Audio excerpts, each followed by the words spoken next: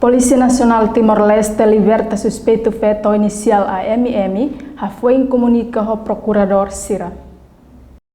Comandante Pentel Município Dili Superintendente Sefe Henrique da Costa informa a jornalista Sira e a Comando Geral Município Dili quinta-feira loron rua nuluresin hitu fulan janeiro tinan rihun rua nuluresin rua. Husi suspeito nia liman, polícia retamos evidência o $100 americano. Rihun ida racing no motorizada nebeda daune iha ona esquadra dom aleixo Dili.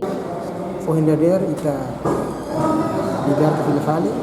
Depois de halau komunikasi procurador Sira, kalau dokter, mas proses identifikasi se continua, halau proses normal, evidência untuk kosan, komosa motorizada ida negara kerja skuadra, dan desa, dan parte investigasi se continua no processo. Ter informação, equipa patrulha no UPF nebe destaca e aeroporto Presidente Nicolau Lobato Comoro Dili captura suspeito AMM hoidade tolunulu resin rua lori ba esquadra dom aleisu. O enhira suspeito lori vítima na inhat ho inicial P6P NADA ZS no AFL, bato iha aeroporto quarta-feira semana ne atuba serviço iha Inglaterra.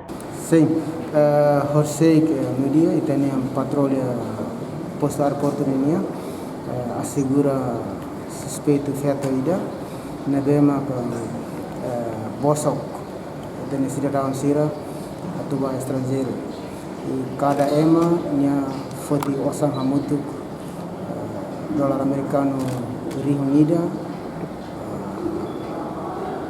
e hamutuk emanang hat maksai vitina emanang hat nene batot aeroporto hing atau alangka baliu avião sewa tema emanang hat nene senefate hanawa hela e tamane maka polisi patrulha boleh emanang hat nene identifica senhora ida bosok nene mosiana auto então tem patrulha assegura que elas dormem esquadra jornalista por hal processo. Reportagem Araza Vera, Televisão Timor-Post.